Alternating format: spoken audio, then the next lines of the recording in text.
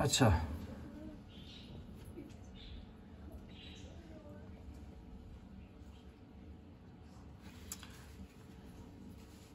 चले फिर आखिर में करते हैं नशिस्त, ठीक है। अच्छा, ज़कात, अक़ीमुस्सलाह व आतुज़्ज़काह। ज़कात से मुताल्लिक़ चंद मसाइल आपके सामने रखता हूँ। ज़कात को ज़कात क्यों कहते हैं?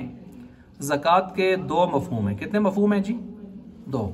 एक ज़कात का माना आता है पाक होना, दूसरा आता है चीज़ का मिक़दार में बढ़ जाना। अब पाक होना, जब आप ज़कात देते हैं तो आपने सामने फरमाया ना, ज़कात का माल की क्या है? मैल को चैल है। जब ये दूर हो जाता है मैल को चैल तो फिर कपड़ा क्या हो जाता है? पाक हो जाता है। ऐसे ही माल भी क्या हो जाता है? पाक।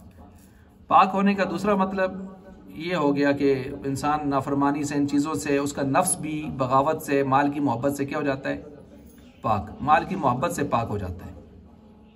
अच्छा जी, इसी तरह चीज़ का बढ़ जाना, क्या मतलब? इंसान जब ज़कात देता है, अल्लाह का हक देता है, तो उसके माल में बरकत आ जाती है। क्या आ जाती है? बरकत। याद रखें, दो चीज़ें हैं। अहलुल्लाह फरमाते हैं दो चीज़ें हैं, एक कसरत, एक बरकत। हम सारी दुनिया वाले कसरत के पीछे दौड़ रहे हैं, बस चीज़ ज़्यादा हो, पैसे ज़्यादा हों, पैसे ज़्यादा हों, माल ज़्यादा हो, चीज़ें ज़्यादा हों, गाड़ी है कि 4 हो जाए, मकान है कि 10 हो जाए, बैंक बैलेंस करोड़ है, 10 करोड़ और जाए। इंसान की तो फितरत है ना कि एक सोने की वादी मिल जाए तो आपने सामने फरमाया दूसरे की तमन्ना, और बिल आखिर कबर की मट्टी इसका पेट भरेगी। अच्छा जी, अब ये असल चीज बरकत है, कसरत नहीं है। किसी को थोड़ा माल भी है लेकिन बरकत है ना, उसकी जिंदगी खूबसूरत है। अब करोड़पति लोग होते हैं लेकिन वो सारी जिंदगी पति ही करोड़ते रहते हैं। करोड़पति लोग होते हैं लेकिन सारी जिंदगी पति ही करोड़ते रहते हैं। लेकिन कुछ ऐसे होते हैं जिनके पास बस जिंदगी गुजारने का मुख्तसर सा सामान होता है, लेकिन उनकी जिंदगी में दीन होता है, हया होता है, अल्लाह के अहकाम जिंदगी होते हैं, तो उनकी जिंदगी को देखकर लोग रश कर रहे होते हैं, रश कर रहे होते हैं। हमें अल्लाह करे ये बात समझ आ जाए। हम समझते हैं ज्यादा चीजें आ जाएंगी दुनिया की तो हमारी जिंदगी बहुत बेहतर हो जाएगी। नहीं, बरकत लाने के लिए बरकत के अमाल करने जरूरी हैं। बरकत लाने के लिए बरकत के अमाल करने, हाँ, बरकत लाने के लिए हमारे यहाँ भी, उसमें भी अल्लाह माफ करे, हमने ढकोसले बनाए हुए हैं। मसलन तवज्जो मेरी तरफ, मकान बनाया, बुलाओ जी तालिबां को जी, के कर सुन खत्म पढ़ो की बरकत आओ बरकत। अब दुकान बनाई, बरकत के लिए खत्म पढ़ा रहे हैं। फलां काम हो रहा है, बरकत के लिए, बरकत के लिए। अब एक मरतबा तौलबा आए, उन्होंने आके खत्म पढ़ा, बरकत आ गई जी, उन्होंने पेजा मोड़ के, और सारी जिंदगी था 2 नंबरी भी चलसी, मिलावट भी चलसी, हाँ जी, नौसरबाजी भी चलसी, सारी जिंदगी था लोगों को धोखाबाजी भी चलसी, दिहाड़ी गाने भी लाई दो सुन, लड़कियां नीम भर है ना, तस्वीरें भी लाई दो सुन, प्रोडक्ट सारियां हाथ पास लड़कियां तस्वीरों सुन, बरकत है जी, फंसी अंदरों के निकल दी नहीं बाहर। ये भी हमारे यहाँ घर में बरकत नहीं है जी। आजकल बड़ी परेशानियां हैं, तौलबा को बुलाएं बरकत आए, खत्म पढ़ के जाए। वो खत्म पढ़ के गए तो तला तौलबा लगे तो कुरान पढ़ देना होता, छता कोता लगे बहु बहु कर दे, बरकत हो तो तला आंदी है, कोता बहु कर देना चलती है। ठीक है, तस्वीरें लगी दियन, बुत रहे देन के चीज़ें बढ़ा के रही दियन, बस कहते हैं बरकत आनी चाहिए, बरकत ला रहे। ये भी हमारे यहाँ कुछ अजीब व गरीब किस्म के अफसाने और ड्रामे हैं ना, इस तरह नहीं है। बरकत आती है फ़राइज़ व वाजिबात पूरे करने से, बरकत आती है दीनी काम दीन की तरतीब पर पूरी करने से, बरकत आती है दीन के काम दीन की तरतीब से पूरे करने से, अपनी मर्जी से नहीं, अपनी ख्वाहिशात से नहीं। हम अपनी ख्वाहिशात से बनाने के चक्कर में हैं, ऐसे नहीं है। अब बरकत आएगी तो ये ज़कात में माल बढ़ता है यानी बरकत आती है। तो ज़कात के मैंने कितने माने बताए? 2। एक पाक साफ होना माल मैल कुचैल से, दूसरा माल की मोहब्बत से इंसान का दिल क्या हो जाता है? साफ, और इसके साथ चीज़ क्या हो जाती है? तादाद में बढ़ जाती है।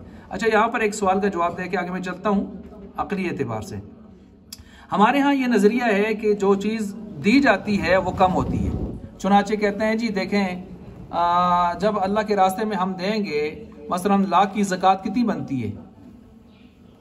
2500। 2.5% है ना, 2.5% 40वां हिस्सा कितना बनता है? 2,500। तो 2,500 जब देंगे तो कहते हैं जी पीछे तो 97.5 रह जाएंगे, ये तो माल कम हो रहा है। और कुरान कहता है वमा आतैतुम मिन ज़कातिन तुरीदूना वजहल्लाहि फउलाइका हुमुल मुद्इफून। कुरान कहता है कि अगर जो सूद लेते हो सूद से माल घटता है, और जो ज़कात देते हो उससे माल क्या होता है? बढ़ता है। अब सुनने वाले उनको समझ नहीं आ रही, वो कहते हैं जी सूद में तो पैसा आ रहा है, माल बढ़ रहा है, कुरान कहता है कम हो रहा है, और ज़कात में तो माल जा रहा है और कुरान कहता है माल बढ़ रहा है। तो क्या जवाब आएगा बरकत में? किसमें? अच्छा, यहाँ पर एक बात सुन, देखें मैं बात कर रहा हूँ, मेरे जहन में मुख्तलिफ चीज़ें आ रही होती हैं, लेकिन कुछ रह जाती है, कुछ चल जाती है। मसलन मुफ्ती शफी रहमतुल्लाह अलैह फरमाते हैं बरकत ख़त्म होना क्या चीज़ है? तवज्जो, आपका माल जहाँ दिल नहीं लगता चाहता वहाँ लगता है। मसलन आप चाहते हैं डॉक्टरों पर माल लगाएं, आप चाहते हैं थानों पर माल लगे, आप चाहते हैं अदालतों में फीसें भरें, अदालतों में वकील वकला की, लेकिन फंस जाता है इंसान, न चाहते हुए माल निकाल के देता है, अंदर से परेशान भी होता है, तो माल में बेबरकती आती है। अच्छा, बच्चों के तावान चटियाँ भर रहे हैं आप, कहीं पत्थर मारा है इधर उधर, कुछ और नुकसान किया, लोग आग खड़े होके कट जिए नुकसान, थोड़ा बहुत है, माल वहां लग रहा है जहां दिल चाहता नहीं है।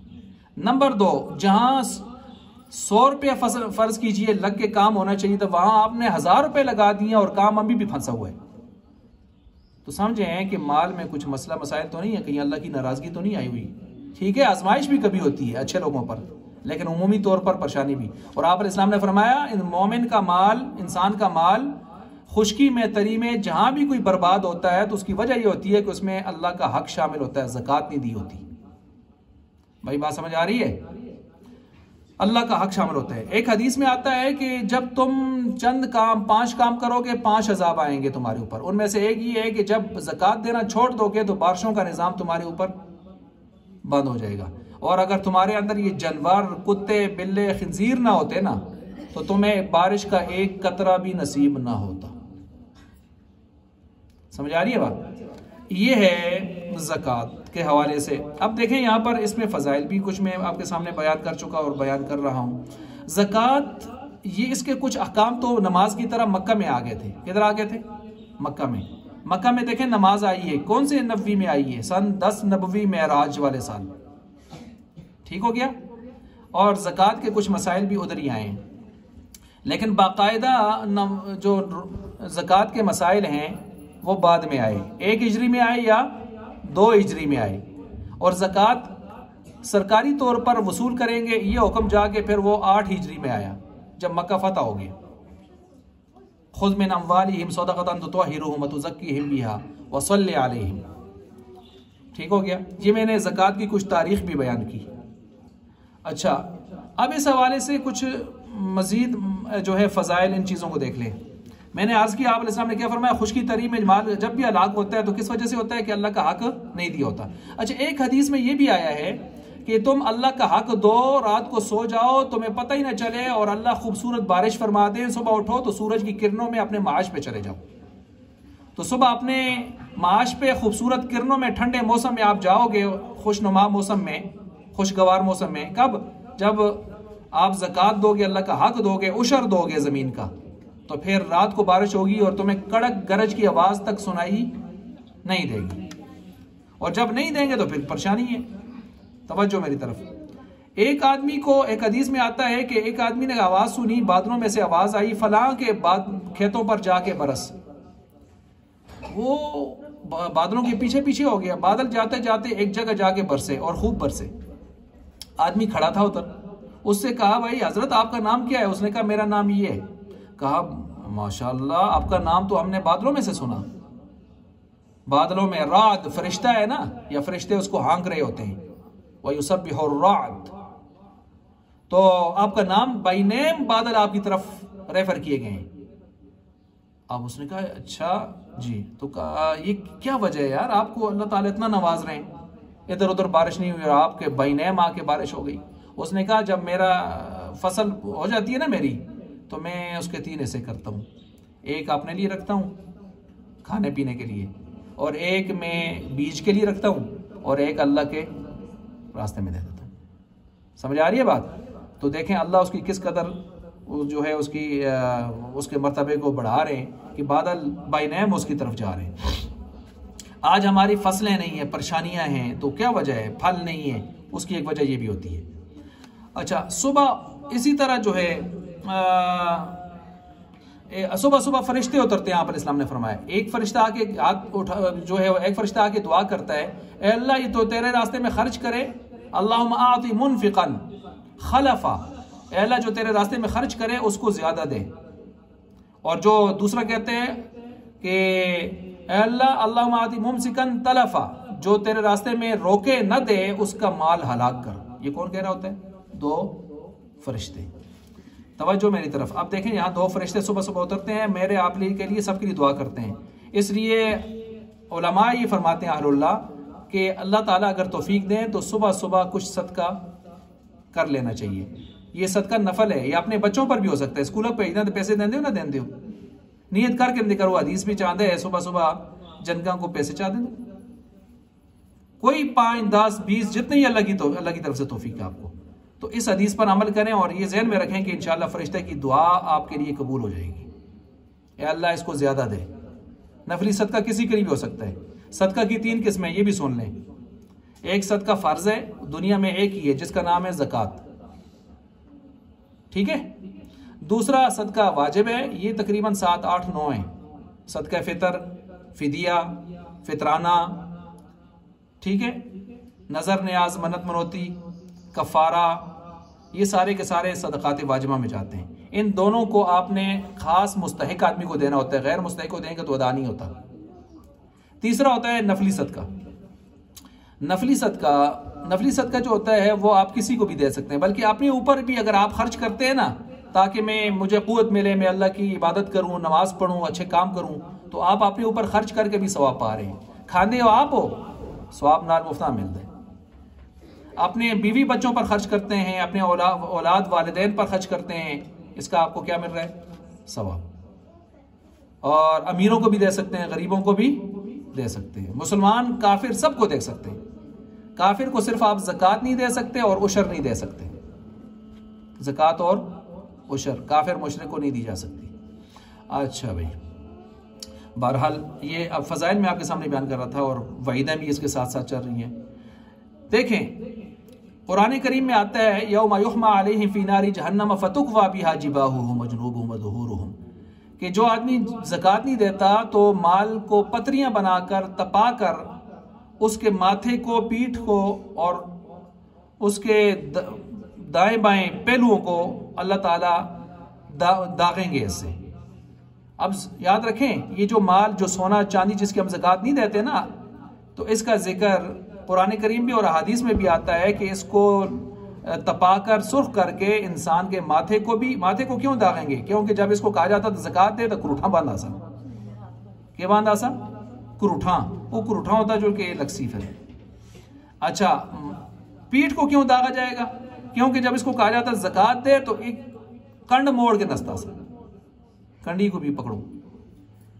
और दाएं बाएं को, पहलुओं को क्यों दागा जाएगा? इसलिए कि ये साइड किनारा कशी करता था, कहते इधर साइड मारता, उधर जुलता आदमी तो मुड़ के इधर आंदा। समझ आ गई ये बात? अच्छा, इसी तरह एक हदीस में कुरान करीम में भी इस तरफ इशारा है, सयुतव्वक़ून मा बखिलू, कि इसके गले के अंदर जो है सांप अजदहा, यानी इसके जो माल है ना उसको बना के सांप इसके गले के अंदर डाल दिया जाएगा और ये सांप जो है अजदहा इसको डसेगा। ये सांप इतना खतरनाक है कि ये गंजा सांप है। हदीस में क्या आता है? गंजा सांप।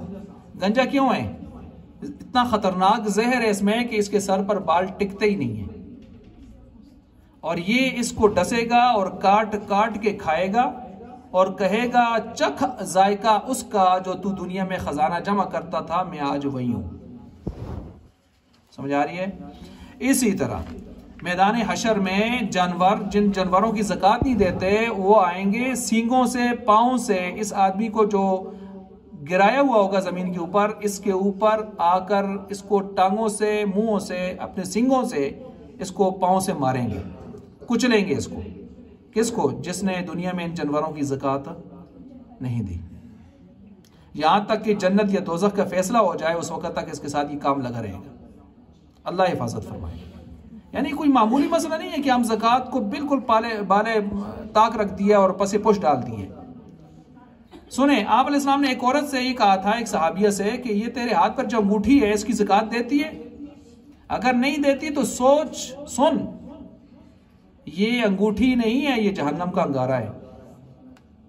यहाँ ख़वातीन में तवज्जो चाहूँगा आपकी, क्या कहा? ये अंगूठी नहीं है, ये क्या है?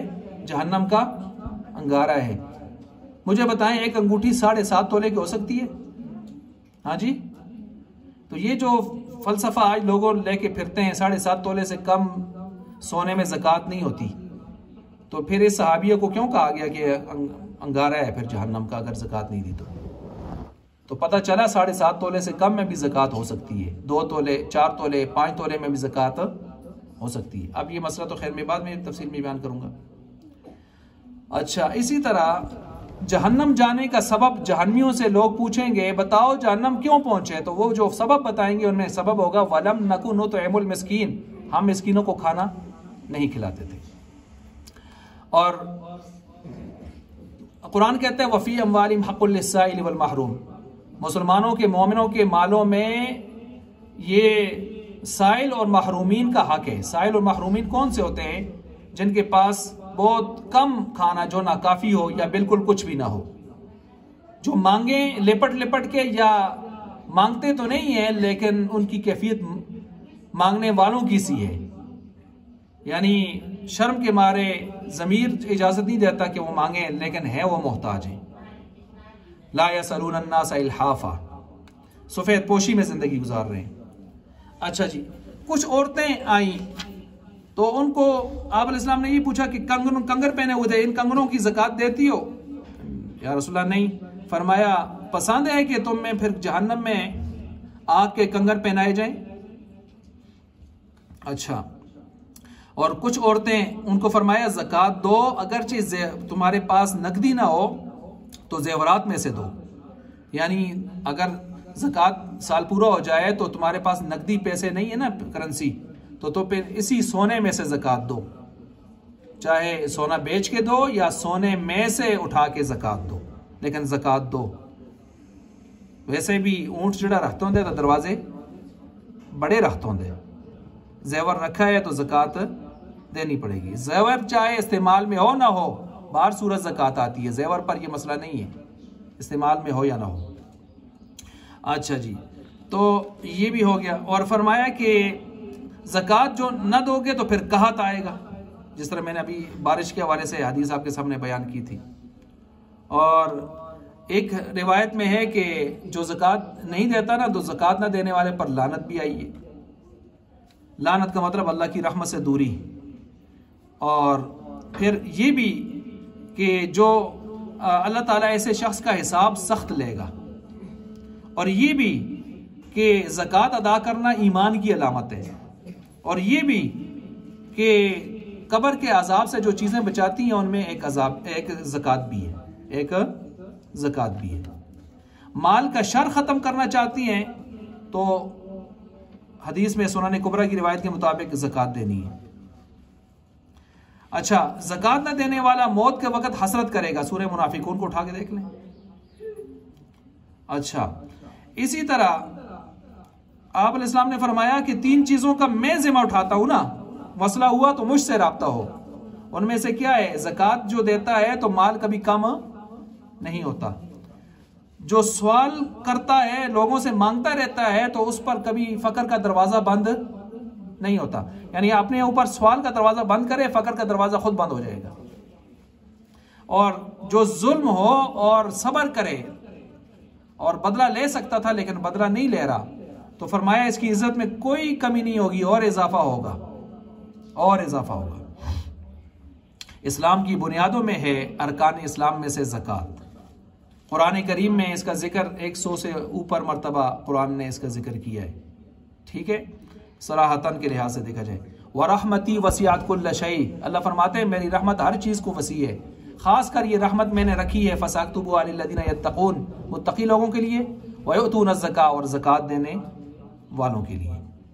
ज़कात इतना अहम मसला है कि आप अलैहिस्सलाम की वफ़ात के बाद कुछ मुर्तद्दीन जो पैदा हुए थे उनमें बाज़ों ने ज़कात का इनकार किया था, तो अबू बकर सनों ने उनके खिलाफ ऐलान जिहाद किया था, ऐलान जिहाद। हालांकि वो सारे काम कर रहे थे लेकिन ज़कात के इनकारी हुए थे, या ज़कात हाकिम वक्त को नहीं देंगे ये कह रहे थे। तो आपने फरमाया ऐसे नहीं हो सकता, और आपने ऐलान जिहाद किया उनके खिलाफ। अच्छा जी, और ये भी याद रखें ज़कात जो हैं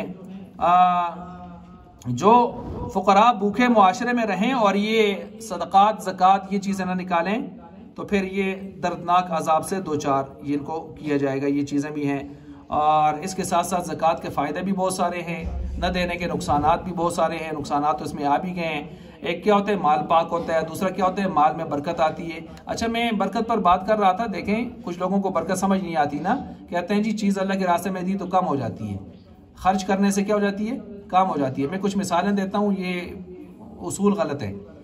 ये उसूल क्या है, गलत है।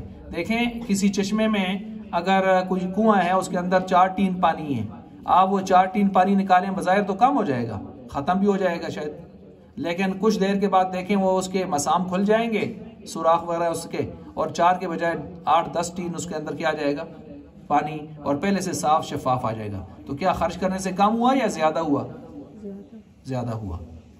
अच्छा, इसी तरह देखें आप अलैहिस्सलाम के दौर में ऊँट ज़बह होते थे, नहीं होते थे, होते थे ना, और ऊँट कसरत से ज़बह होते थे, लोग कुर्बानियाँ करते थे, वैसे खाते थे। आज ऊँट ज़बह होते हैं, आज ऊँट ज़बह होते हैं, आज पाकिस्तान में तो ज़बह होते हुए हमें नज़र नहीं आते, बहुत कम कोई वाक़यात होते हैं ऐसे। और आप भी 6-6 महीनों के बाद जाके वो पंजाब वाले आते हैं यहाँ ठिकाने के लिए, और ऊँटनी का दूध आपको दिखाते हैं। तो ऊँट आप पूरा महीना 2-2, 4-4 महीने ऊँट देखते ही नहीं है। तो ऊँटनियों ने बच्चे तो अब भी देने बंद नहीं किए, और उस वक़्त खर्च भी ज़्यादा था, ऊँट फिर भी वाफर थे। आज खर्च नहीं है, लेकिन इसके बावजूद आप देखते हैं कि ऊँट आपको नज़र, हालांकि खर्च न करने से अगर चीज़ बढ़ती तो आज बढ़नी चाहिए थी, नहीं बढ़नी चाहिए थी, बढ़नी चाहिए थी। आप अलैहिस्सलाम के दौर में घोड़े भी लोग ज़बह करके खाते थे, घोड़े भी। ये तो जिहाद की वजह से इसको मकरूह तहरीमी कर दिया गया, जिहाद का आला है, जिहाद में भी मारे जाते थे जंगों में। तो क्या घोड़ियों ने बच्चे नहीं जन्ने छोड़ दिए हैं, लेकिन घोड़ा भी आप कई महीनों बाद देखती हैं। हालांकि आज खर्च नहीं है, पैदावार उसी तरह है, लेकिन नजर नहीं आते। अच्छा, और वाज़ेह मिसाल देता हूं, ये गाय भैंस कितने बच्चे देती है साल में, एक बच्चा, वो भी खास लिमिट पे जाके फिर वो रिटायर हो जाती है उससे, लेकिन एक बच्चा साल। कभी कसाईयों ने ये कहा है कि भाई गाय जो माल जो है वो शार्ट हो गया, बीफ नहीं मिलेगा, कभी कहा है इस तरह? और जितनी कसर होती है आप जाके बकरा ईद में निकाल लेती हैं, लेकिन इसके बावजूद कभी ये नहीं कहा गया कि भाई जानवर कम हो गए। लेकिन उधर कुतिया माशाल्लाह कितने बच्चे देती है, 7-7, 8-8। तो कुत्ता आपको कभी कभी आजकल नजर आता है दाएं बाएं इधर उधर, नहीं नजर आता, कम नजर आता है ना। तो कुत्ते तो जिस तरह उनकी पैदावार है तो उनका खर्च तो आगे कोई नहीं, कुत्ते को आगे तो कोई नहीं खांदा था, चाइना आले परन चाइना बिचन। लेकिन इसके बावजूद कुत्तों की आपको ज्यादा हुजूम नजर नहीं आता, उनकी पैदावार बहुत है। सही हो गया। इसी तरह सांप को देखें, सांपनियां 100 बच्चे देती है, तो सब तो देहाना से स्नैक हाउस जुलते हो, फिर तो सांप आप साल नहीं देखते, हालांकि कितनी ज्यादा पैदावार है उनकी। तो ये कौन सा फार्मूला है कि जो चीज खर्च करेंगे तो वो क्या हो जाती है, कम हो जाती है। तो मुझे बताएं, ये जो अकलियात मैंने पेश की हैं इससे आपको बात समझ आ गई होगी। अच्छा जी, चलें जी, ये मैंने आपके सामने ज़कात के मफ़हूम को वाज़े किया और उसके फ़ज़ाइल और वाइदें इस हवाले से जो चीज़ें थी और उसकी तारीख़ थी, वो चीज़ें मैंने आपके सामने बयान की हैं। अब मैं कुछ मसाइल की तरफ आगे बढ़ रहा हूँ। ज़रा तवज्जो से। ज़कात 4 किस्म के मालों पर आती है। कितने मालों पर आती है? 4 किस्म के। नंबर 1 सोना, नंबर 2 चांदी, नंबर 3 नकदी करेंसी, नंबर 4 माले तिजारत। सोना सबको समझ आता है, चांदी सबको समझ आती है, खोट इसके ताबे है। खोट इसके क्या है? ताबे। जाहिर बात है खोट हुई भी तो कितनी होगी, इससे कम ही होगी ना, सोने चांदी से कम होगी। और जो चीज़ कम हो तो साथ शामिल हो जाती है। हाँ, जो ज़्यादा हो तो फिर आप खोट निकाल सकते हैं। ठीक है। अच्छा जी, जब आप पैसों की ज़कात देते हैं मालियत की, तो फिर आप उसको साथ शामिल करते हैं। अब आप कहेंगे जी खोट दी पैसे भी नाल लावा, 4 तोले जेवर है तो उस पर तो खोट है तो पाकिस्तानी कम अज कम 1 तोला तबासू नहीं बासू, 21 कैरेट वो तो उससे नीचे नीचे आते हैं। तो अब किस तरह ऐसा, तो देखें आप वो क्या तो हम लोग तोल दें तो हम लोग में बटा भी तो पूर्ण भी तोल जुल देना, पैसे तो सारे देंगे हो कि ना जो बटे कट के देंगे हो। जब आप गोभी खरीदते हैं तो डोंडर भी साथ तोले जाते हैं, तो पैसे डोंडर के भी देते हैं कि नहीं देते, तो वो तो आप ढेर पर फेंकते हैं, बकरी शकरी उसके आगे डालते हैं। तो केले लेते हैं तो पैसे आप कह रहा हूं कि छिलकों के भी देते हैं, छिलका खाते हैं। तो भाई ये दुनिया में चलती एक सूरतें हैं, इसको आप आगे पीछे ना करें, लिहाजा खोट उसके क्या हो जाएगी, ताबे। समझ गए बात को। अच्छा जी, सोना चांदी आपको समझ आता है। मैंने कहा था सोना चांदी जेवर इस्तेमाल में हो या ना हो, बाहर सूरत इसके ऊपर क्या आती है, ज़कात। माल तिजारत, माल तिजारत किसको कहते हैं, माल तिजारत वो माल होता है जिसको आपने खरीदा है बेचने के लिए और अभी तक बेचने की नीयत आपकी कायम है। मसलन आपने कहा था गाड़ी खरीदता हूँ बेचूंगा, अच्छे पैसे मिलेंगे बेचूंगा, मकान खरीदता हूँ बेचूंगा, ज़मीन खरीदता हूँ बेचूंगा, इस नीयत से ख़रीदा और अभी तक आपका ये सिलसिला कायम है, तो आप इसी तरतीब से चल रही हैं। तो जाहिर बात है फिर आप जो है आपके ऊपर ये सारी चीज़ ये माल तिजारत में आएगी। किस में आएगी, माल तिजारत में। माल तिजारत में दुकान का माल जो हम बेचने के लिए रखते हैं वो भी इसमें आ जाता है। मसलन एक आदमी ने स्टेशनरी की दुकान खोली हुई है, टाफ़ियाँ शाफियाँ ये चीज़ें मरंडे रखे हुए हैं, तो इसमें जो शोकेस हैं, शेल्फें हैं, अलमारियाँ हैं, फ्रिज रखा हुआ है बोतलों के लिए, जो जामिद असास है ना, जामिद जो बेचने के लिए नहीं है, कारोबार चमकाने और चलाने के लिए है, तो उस पर ज़कात नहीं आती, उस पर ज़कात नहीं आती। किस पर ज़कात आती है, खाम माल जो आप लाते हैं और आकर बेचने के लिए लाते हैं और बेचते हैं, उस पर ज़कात आती है। ठीक है। इसी तरह मैं एक गाड़ी फ़र्ज़ किया मैं ख़रीदता हूँ और मैं कहता हूँ अपने लिए ख़रीदता हूँ, या कोई नीयत नहीं की, बस ख़रीदता हूँ जी अच्छी लग गई है, बाद में जाके मेरी नीयत बेचने की हो जाती है, तो ये माल तिजारत में नहीं है, क्योंकि मैंने खरीदते वक्त इसको माल तिजारत के तौर पर ख़रीदा नहीं है। ठीक हो गया। या मैंने बेचने के लिए ख़रीदा था और आगे चल के मुझे गाड़ी आ गई पसंद, मैंने कहा नहीं बेचता, तो ये माल तिजारत भी नहीं है। माल तिजारत क्या है, बेचने की नीयत से ख़रीदें और अभी तक वो नीयत बरकरार हो। उम्मीद है समझ गई होंगी। नकदी, नकदी जेब में है वो भी नकदी है, किसी को कर्जा दिया हुआ है वापसी की उम्मीद है वो भी नकदी है, कर्जा दिया हुआ है आपने वो भी है, बैंक में है वो भी नकदी है, घर में चैनकों में पेटियों में रखा हुआ है वो भी, तकियों सरानों में रखा हुआ है वो भी नकदी है। ये सारी नकदी है, ये 4 सोना चांदी माल तिजारत नकदी, इनके ऊपर ज़कात आती है। अब ज़कात किस तरह आती है, तवज्जो मेरी तरफ।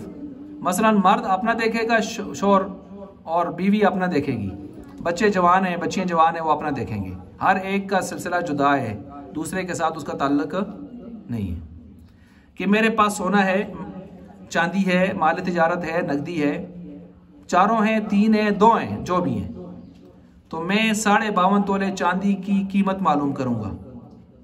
52.5 तोले चांदी की कीमत आजकल तकरीबन कुछ 2600 कुछ रुपए चांदी है तोला, तो तकरीबन मेरे ख्याल से 1,40,000 बनती है। कितनी बनती है, 40,000, 1,40,000 रुपया मालियत बनती है। अब मैं देखूं मेरे पास सोना चांदी माल तिजारत नकदी 4 या 3 या 2 जो भी हैं, इनकी कीमत कितनी बनती है। अगर इनकी कीमत 1,40,000 से ऊपर बनती है, फर्ज किया 2 लाख बनती है, कितनी बनती है 2 लाख। मेरे ऊपर कर्जा कितना है जी, मैंने कर्जा निकाला जी, कर्जा तो मेरे ऊपर 50,000 है, निकाला, पीछे कितनी रह गई 1 लाख, 2 लाख में से 1 लाख कितनी रह गई, हाँ जी 50 रहेगी ना, 1.5 लाख रहेगी ना, और मालियत कितनी होनी चाहिए थी 52.5 तोले चांदी की, 1,40,000। तो उसका मतलब ये मेरे निसाब से 10,000 मेरे पास ज्यादा है, तो जब ज्यादा है तो मेरे ऊपर क्या आ गई, ज़कात। अब जब ज़कात आ गई तो ज़कात निकालने का आसान फार्मूला 2.5% निकालें इसका। अगर फीसद को नहीं समझती तो तकसीम 40 कर दें, उस रकम को तकसीम 40 कर दें, ज़कात निकल आएगी खुद। ठीक है। अच्छा जी, जब ये चीज़ें हम समझ गई, अब गाड़ी की ज़कात। गाड़ी की ज़कात में मैं कहता हूँ ये बहुत सारे मसाइल ऐसे हैं, आम तो छोड़ें, उलमा भी बस औकात इनमें फंसे होते हैं, परेशान होते हैं। अच्छा, ये उस दिन भी एक मौलवी साहब हैं, उन्होंने मुझसे मसला पूछा गाड़ी का। गाड़ी 3 किस्म की होती है। एक गाड़ी घर के इस्तेमाल की होती है, एक गाड़ी उसके लिए होती है, कमाई के लिए होती है, मसलन लोडिंग, टैक्सी, रेंट वगैरह के, सवारियाँ, यही होती है ना गाड़ियाँ। तीसरी गाड़ी वो होती है जो शोरूम पे हमने खड़ी की होती है और बेचने की नीयत से ली थी और शोरूम पे खड़ी है बेचने के लिए। तो अगर बेचने के लिए तो वो तो मैंने माल तिजारत की अभी तारीफ की है। तो गाड़ी अगर आपने ख़रीदी है कि मैं बेचूंगा और आपने बेचने की नीयत से गाड़ी लेकर शोरूम पर या घर में खड़ी कर दी, तो इस गाड़ी के ऊपर ज़कात है, क्योंकि माल तिजारत पर क्या आती है? ज़कात। अभी बताया था आपको। लिहाजा ये गाड़ी मार्केट वैल्यू जितनी रखती है, मसलन आपके जहन में ये है कि गाड़ी मैंने 10 लाख की ख़रीदी है तो 12 में आराम से बिक जाएगी और 12 तक मैं बेचूंगा, और आपने आगे के रेट उसके 15 लाख लगाया हुआ। कितना लगाए हुए? 15। तो कम से कम आपके जहन में जो रेट है मार्केट वैल्यू में कितना है? 12 है। तो ज़कात कितने पर आएगी? 12 पर। कितने पर आएगी?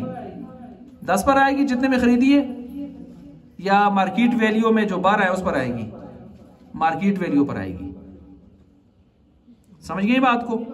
अच्छा, ये है उस गाड़ी का मसला। दूसरी जो 2 गाड़ियां उनके ऊपर ज़कात नहीं है, मसलन घर की गाड़ी हो या सवारियों वाली गाड़ी हो ना, बिजनेस वाली गाड़ी जिसको आप इस्तेमाल करके अपने पैसे बनाते हैं, तो उन गाड़ियों पर ज़कात नहीं है। अलबत्ता जो गाड़ी आप टैक्सी के तौर पर रेंट के लिए इस्तेमाल करते हैं, कमाई करते हैं, उस कमाई को आप नकदी में ले जाएं, नकदी पर भी ज़कात है। गाड़ी पर ज़कात नहीं है, नकदी पर ज़कात है, जो नकदी आपके पास साल के बाद बचेगी।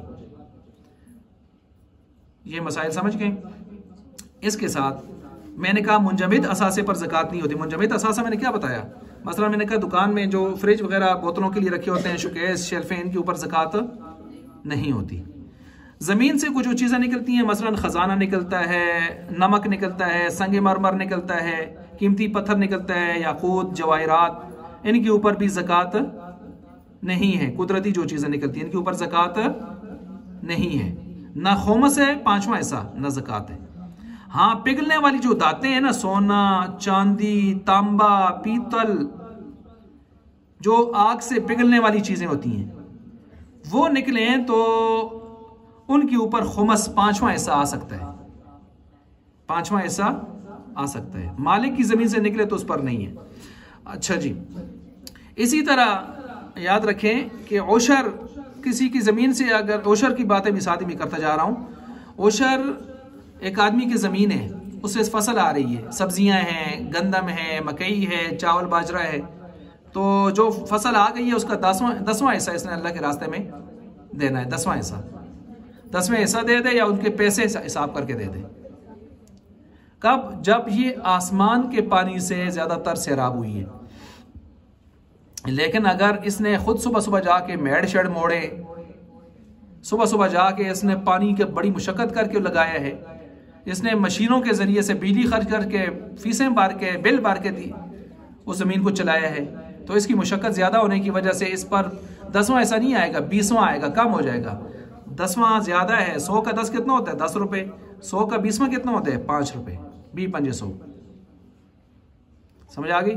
यानी जितनी बंदे की मुशक्कत आएगी इतना अल्लाह अपना हक कम कर देते हैं। अल्लाह अपना हक कम कर देते हैं। सही हो गया जी? अच्छा,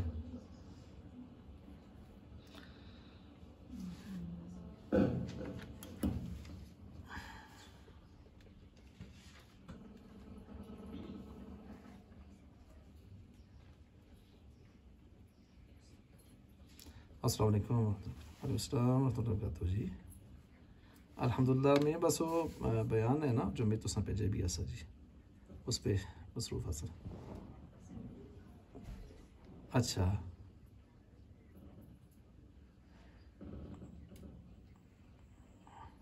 अच्छा अच्छा अच्छा अच्छा अच्छा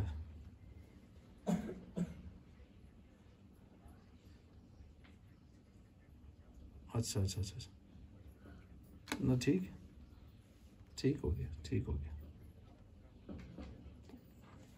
अल्लाह खुश रहो जी, जज़ाकुमुल्लाह। अच्छा सही है, सही है, सही। जी जी जी जी जी, तो बहुत अच्छा, ठीक हो गया। जज़ाकुमुल्लाह जी, अल्लाह कबूल फरमा, बहुत मेहरबानी। वालेकुम अस्सलाम।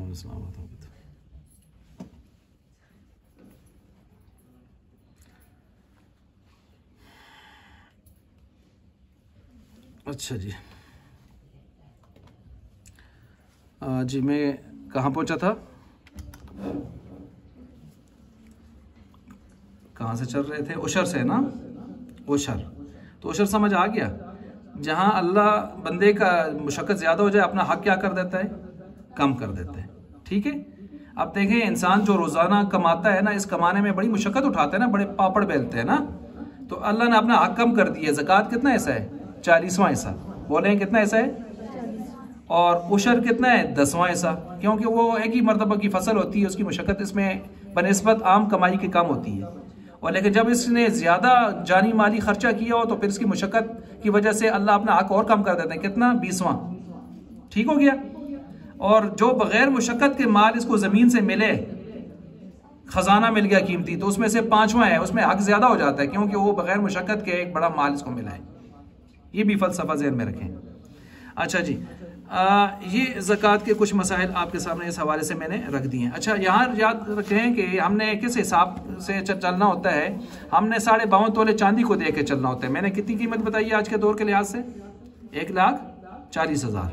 ठीक है, सोने का हिसाब 7.5 तोले उस वक्त करेंगे जब किसी औरत के पास साल के शुरू में और आखिर में सिर्फ सोना था और उसके पास नकदी चांदी वगैरह कुछ भी नहीं था, तो वो 7.5 तोले का हिसाब करेगी बस, बाकी 7.5 तोले का हिसाब नहीं होगा। ठीक है, अलबत्ता बाज़ उलमा आजकल ये कहते हैं कुर्बानी के हवाले से हम सोने के हिसाब को ले सकते हैं, क्योंकि चांदी का हिसाब लेंगे तो उसके लिए बड़ी परेशानी बन सकती है, वो एक अलग से मसला है। अच्छा भाई, तवज्जो मेरी तरफ। तो ये एडवांस ज़कात, ये भी एक मसला आमतौर पर लोग पूछते हैं, क्या एडवांस ज़कात दे सकते हैं? दे सकते हैं, और ये बेहतर है, आपके लिए भी बेहतर है। किस तरह बेहतर है? मसलन इंसान ज़िंदगी में कहीं किसी को कुछ देना चाहता है और उसके पास दीगर इतने वसत नहीं होती, तो कहता है चलो ज़कात की मद में कुछ देता जाऊँ, इसका काम भी हो जाए, मेरा दिल ठंडा हो जाए, और आइंदा आने वाला जो सिलसिला है उसमें मेरा बोझ भी कम हो जाए।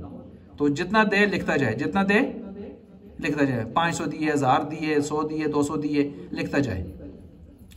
अच्छा, जब ये साल पूरा होगा, साल पूरा होने का क्या मतलब है? जिस दिन ये साहिब निसाब हुआ था, 1,40,000 या इससे ज़्यादा रकम इसके पास आई थी या सोना चांदी आया था, उस दिन से ये क्या हो गया था, इसका साल स्टार्ट हो गया था। अब फ़र्ज़ किया यकम रमज़ान में आया है, तो आइंदा यकम रमज़ान पर जाकर इसका साल पूरा हो जाएगा। ठीक है, अब एडवांस ज़कात में ये कुछ दे रहा है, देते देते जब यकम रमज़ान आया, साल पूरा हुआ, तो ये अपने हिसाब लगाए कितनी ज़कात निकलती है। मसलन इसने हिसाब लगाया, जी मेरे ऊपर इस मरतबा ज़कात आ रही है 20,000। कितनी आ रही है जी, कितनी आ रही है? 20,000। फिर इसने अपनी जेब से कागज निकाल के हिसाब लगाया, मैं कितने दे चुका हूँ इस साल में लोगों को, तो वो हिसाब लगाया तो वो बनते थे 20,000। तो क्या हो गया, ज़कात अदा हो गई। ज़कात यानी 20,000 ज़कात बनी, 20,000 इसने साल में एडवांस दिए, तो ज़कात अदा हो गई ना। अच्छा, अगर इसने हिसाब किया और 15,000 अदा हो चुके थे, 20,000 ज़कात आती है, कितने बाकी रह गए? 5,000 दे दे। अब देखें कितनी आसानी हो गई इसके लिए। और अगर इसने हिसाब किया तो जो दिए थे वो 25,000 थे, और ज़कात कितनी आती है?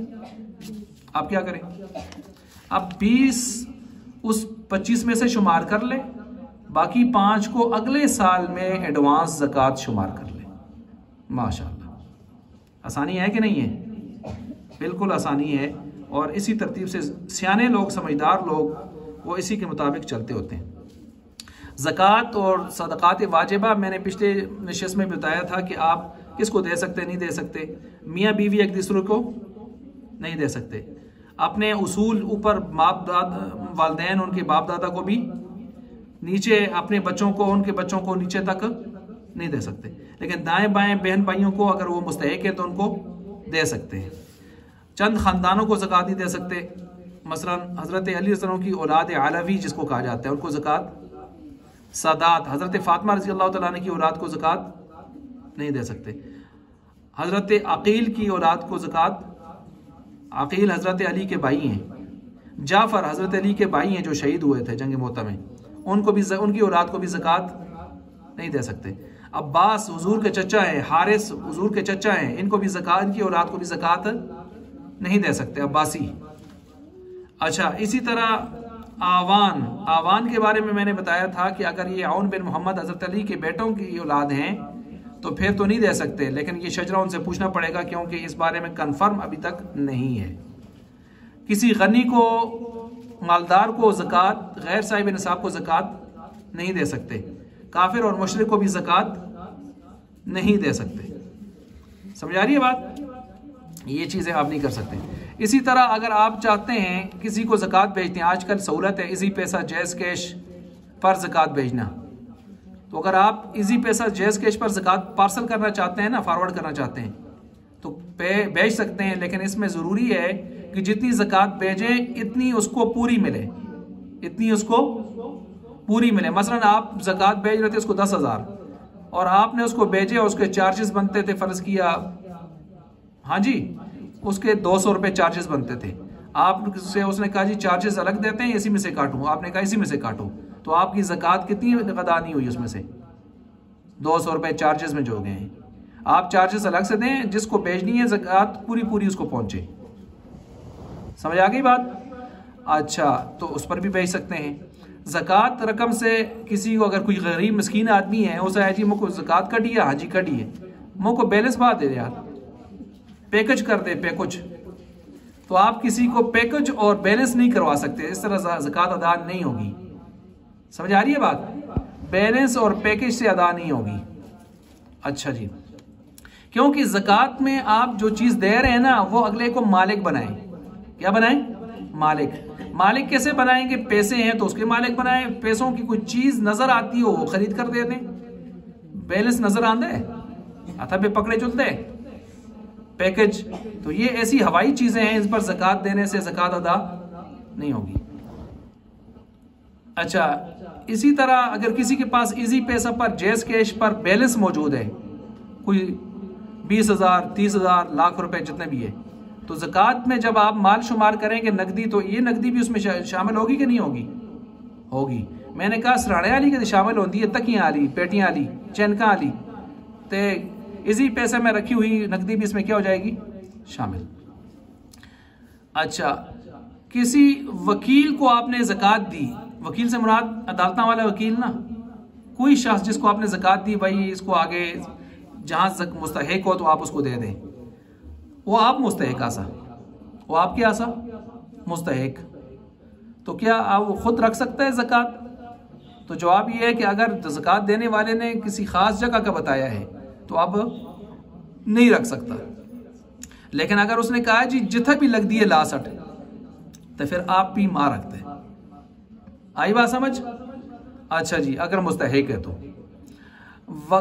वकील का नोट तब्दील करना, एक आदमी को ज़कात दी है और उसके पास जेब में पैसे पड़े हैं और उसने उसको तब्दील किया, तब्दील करके फिर बाद में अपनी तरफ से पैसे देना चाहता है, मसलन 1000 रुपये किसी ने दिए ना, तो उसने ज़कात इस्तेमाल कर लिया, फिर अपनी तरफ से 1000 रुपये आगे देना चाहता है उसकी ज़कात, तो अगर जिसने ज़कात दी थी उसकी तरफ से इजाज़त थी कि ठीक है आप 1000 रुपये आगे पहुँचाएँ, चाहे ये हो या कोई भी हो, तो जायज़ है। लेकिन अगर उसकी तरफ से ये हो कि ई नोट अगर तो देने, तो आप नोट को तब्दील कर सकता नहीं है। समझ गई बात को? अच्छा, किसी एक मुस्तहिक को आप लाखों रुपए की ज़कात दे सकते हैं? ये भी एक मसला पूछा जाता है। याद रखें, किसी एक मुस्तहिक को आप 4-5 लाख की अगर ज़कात देते हैं तो वो खुद क्या हो जाएगा? मालदार। उसके ऊपर भी क्या आएगी? फिर साल बाद ज़कात आएगी। तो आप उसके बजाय कई मुस्तहिक लोगों को दें ताकि एक चूल्हा जलाने के बजाय कई घरों के चूल्हे जल जाएं, ये बेहतर है। लेकिन अगर आप एक को भी देना चाहती हैं और उसकी ज़रूरत ज़्यादा है, मसलन उसका कर्जा ज़्यादा है, उसकी परेशानी ज़्यादा है, तो एक को देना भी ज़रूरत के वक़्त में जायज़ है, ज़रूरत ज़्यादा ना हो, नॉर्मल हालात में, आम हालात में ज़्यादा देना ठीक मकरूह है, यानी मकरूह। ज़कात की रकम से किसी को कोई मोबाइल, लैपटॉप, उसकी ज़रूरत की कोई चीज़ खरीद के देना जायज़ है, लेकिन लैपटॉप कोई स्टूडेंट हो, कोई लैपटॉप मोबाइल कोई स्टूडेंट है, उसको ज़रूरत है इन चीज़ों की, ना कि शौकिया ज़ौकिया। आई बात समझ? तो जो भी चीज़ आप खरीद के दें, या जिस तरह आप राशन खरीद के दें, कोई भी चीज़ ज़रूरत की तो आप खरीद के दे सकते हैं। ज़कात की मद में किसी की फीसेस भरी जा सकती हैं, या आजकल ये मसला ज़्यादा पूछा जाता है स्कूलों में, ख़ास तौर पर प्राइवेट स्कूल में आमतौर पर एक फ़ंड होता है और उस फंड में लोग ज़कात जमा करते हैं और प्रिंसिपल उसमें से बाज़ मुस्तहिक बच्चों की फ़ीसें काटते रहते हैं। पता है ना आपको, बाज़ स्कूलों के अंदर ये तरतीब होती है।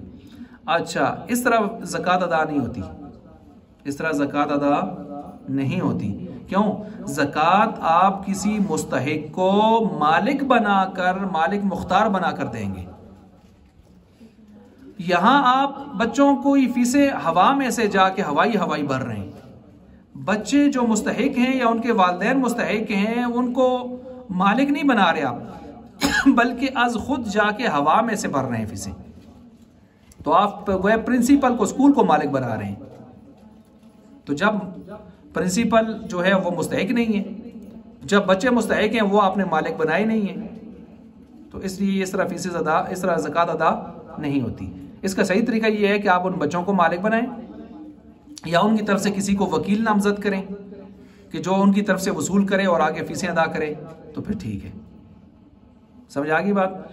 कर्जा, आपने कोई रकम निकाली है ज़कात के एतबार से और आप चाहती हैं कि मैं इसको अदा करूं ज़कात को, लेकिन अब मसला ये है कि उसमें से ज़कात आप किस तरह अदा करें। मसलन एक आदमी के ऊपर आपका 10,000 रुपये कर्जा है, आपने ज़कात निकाली है और आपकी ज़कात भी निकली है 10,000। आप उस मकरूज़ साहब को बुला के कहते हैं कि हज़रत मेरी 10,000 ज़कात निकली है और तो तुम्हारा 10,000 कर्जा है कि नहीं है? वासी जी है। चल मैं तो को 10,000 रुपये माफ़ की दे, किस बेच? ज़काती बे। तो इस तरह ज़कात अदा नहीं होगी। क्यों? ज़कात उस वक़्त अदा होती है जब आप ज़कात देते वक़्त ज़हन में नियत ज़कात की करें, या ये जिस वक़्त आप उस माल को अपने माल से जुदा कर रहे हैं उस वक़्त करें। आपने जब उसको कर्जा दिया था उस वक़्त तो ज़कात का तस्वर ही नहीं था, अब आप उसको ज़कात में कैसे कंसिडर कर रहे हैं? अच्छा, यहाँ एक और मसला भी है, वो ये है आपने किसी को 5,000 रुपये दे दिए वैसे नफली सदका, फिर आपके ज़हन में आया यार मर्द ज़कात भी दे देनी है, चल इसको ज़काती भी शुमार करना, फितराने भी शुमार करना, फ़ीदिये भी शुमार करना, कर रखते हो ना कर रखते हो? तो जवाब ये है कि वो पैसे अगर उसके पास सलामत हैं, खा दे देनी, तो फिर तुसी नीयत कर रखते हो। लेकिन अगर वो पैसे इस्तेमाल में रह आया है तो अब आप उनमें इसकी नीयत कर सकते नहीं। समझ गए जी? अच्छा, तो बहरहाल ये चंद मसाले आपके सामने मैंने रखे हैं, हज के हवाले से, ज़कात के हवाले से चंद चीज़ें आपके सामने रखी हैं।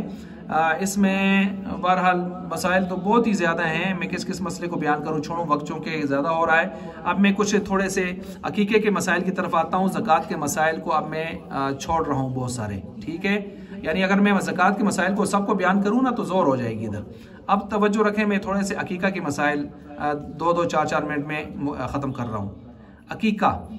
अकीका अक्स है काटना किसी चीज़ का, और ये अकीका जो है बच्चा बच्ची की पैदाइश के बाद ये एक नफली सदका होता है। ये 7वें दिन बच्चे की पैदाइश के बाद 7वें दिन, उससे पहले अकीका नहीं हो सकता, या 14वें दिन, फिर बेहतर दिन है 7वां, उसके बाद फिर ज़रा कम बेहतर है 14, उसके बाद फिर ज़रा कम है 21वां, 7, 14, 21। और अगर ना हो सका तो फिर ज़िंदगी में किसी भी वक्त करें। बाज़ उलमा ये फरमाते हैं कि थोड़ा सा हिसाब रख के कर लें, मसलन 7वां दिन बनता हो, मसलन बच्चा पैदा हुआ है जुम्मा को, तो 7वां दिन कौन सा बनेगा? जाके आगे जुम्मा शुमार करें, जुम्मा, हफ्ता, इतवार, पीर, तो जुमरात, 7वें दिन का लिहाज रख लें, ठीक है? बच्चे का जो हिसाब है, बच्चा के लिए 2 और बच्ची के लिए 1, लेकिन बच्चा के लिए 2 ज़रूरी नहीं है, 1 भी काफ़ी है। आप अलैहिस्सलाम ने हज़रत हुसैन रज़ियल्लाहु अन्हु का एक रिवायत के मुताबिक 1 मेंढा ज़बह की है। 2 बेहतर है, क्योंकि बच्चा की खुशी आमतौर पर लोगों को ज़्यादा होती है, तो उस लिहाज से फिर रखा है इसको। बच्ची का जो है वो 2 हैं।